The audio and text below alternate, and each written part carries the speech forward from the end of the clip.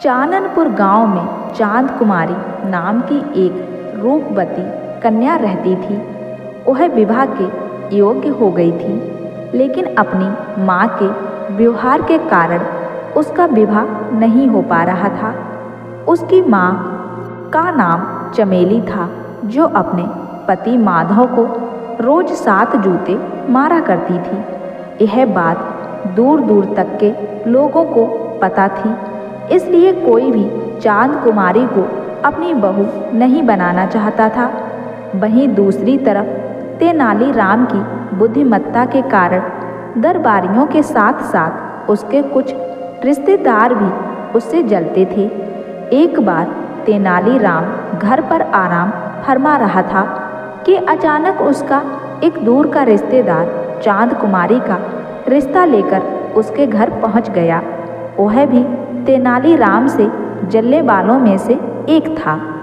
वह तेनालीराम से पास जाकर बोला, मैं एक रिश्ता लेकर आया हूँ, तुम अपने छोटे भाई का रिश्ता ले लो। वह ये नहीं जानता था कि तेनालीराम का कोई भाई नहीं है। फिर भी तेनालीराम ने लड़की के बारे में पूछा, आखिर लड़की कैसी है, उसके बारे में कुछ तो बताओ। वह बोला, लड़की का नाम चांद कुमारी है, वह बहुत ही सुंदर है। तेनालीराम भी उसकी माँ को जानता था और उसकी माँ के बारे में बहुत कुछ सुन रखा था, लेकिन फिर भी उसने रिश्ते के लिए हामी भर दी। अब वह रिश्तेदार चमेली के घर पहुँच गया और उसने एक खुशखबरी चमेली को सुनाई। चमेली यह खबर सुनकर बहुत खुश हो गई और उसने बहुत जल्दी शादी का मुहूर्त निकलवाकर उसे बता दिया। अब उसने मुहूर्त का समय तेनालीराम को जाकर बता दिया। तेनालीराम ने उसे खिला पिलाकर विदा किया। उसके जाने के बाद तेनालीराम सोचने लगा कि अब छोटा भाई कहाँ से लाया जाए। मेरा तो कोई छोटा भाई है ही नहीं। छोटे भाई की खोज में वह नगर की ओर चल पड़ा। वहाँ उसने एक परेशान नौजवान युवक को देखा।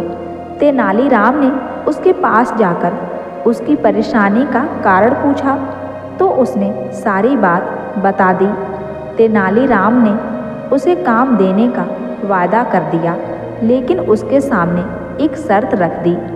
उसने तेनालीराम से शर्त के बारे में पूछा तो तेनालीराम बोला, मैं जिससे कहूँ तुम्हें उस लड़की से शादी करनी पड़ेगी। वह युवक तैयार हो गया। मुहूर्त के अनुसार उसका विवाह हो गया। चांद कुमारी को विदा करते समय उसकी माँ ने उसे भी अपने पति को रोज जूते मारने की सलाह दी। चमेली बोली, बेटी, मैंने तेरे पिता को अपने बस में रखा है।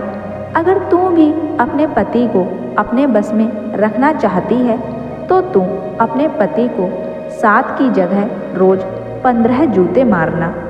चांद कुमारी ने अपनी माँ की बातों पर हामी भर दी। अब जैसे ही बेटी चल दी तो चमेली ने माधव को उसके साथ जाने के लिए कहा। बेचारा माधव अपनी बेटी के साथ उसके ससुराल चला गया। चांद कुमारी ने ससुराल आकर देखा कि तेनालीराम और उसके पति का स्वभाव तो बहुत अक्कड़ का है। वह उनसे डरकर रहने लगी, लेकिन वह फिर भी अपने पति को जैसे तैसे रोज 15 जूते मार ही देती थी। वहीं जब तेनालीराम ने माधव का टूटा बदन देखा तो वह समझ गया कि यह जरूर सब उसकी पत्नी की वजह से ही ऐसा हुआ है। तब तेनालीराम ने माधव को 4-5 महीने अपने पास रखकर उसे मोटा तगड़ा कर दिया और फिर उसे अपने घर जाने को कहा। जब माधव चलने लगा तो तेनालीराम ने उसे एक मोटा सा लोहा चढ़ा डंडा देते हुए कहा, डरने से कुछ नहीं होगा, यह सब तुम्हारी ही कमी है। अगर तुम पहले से ही कठोर बनकर रहते तो ऐसा कभी नहीं होता। तेनालीराम की बात सुनकर माधव अच्छे से समझ चुका था कि तेनालीराम क्या कहना चाहता है। डंडा लेकर माधव अपने घर पहुंच गया। माधव को घर देखकर चमेली बहुत खुश हो गई।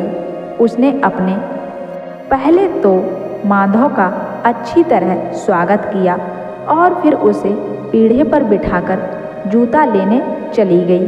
वह मन ही मन बहुत खुश थी कि अब तो उसका पति मोटा हो गया है और वैसे भी मैंने कितने महीने से उसे जूते नहीं मारे। अब तो जूते मारने में बहुत ही मज़ा आएगा। जैसे ही वो जूता लाकर माधव को मारने चली तो माधव ने उसे डंडे से पीटना शुरू कर दिया। चमेली ज़ोर ज़ोर से चिल्लाने लगी, जिसकी वजह से आसपास के लोग वहां आ गए और जैसे तैसे उसे पीटने से बचाया।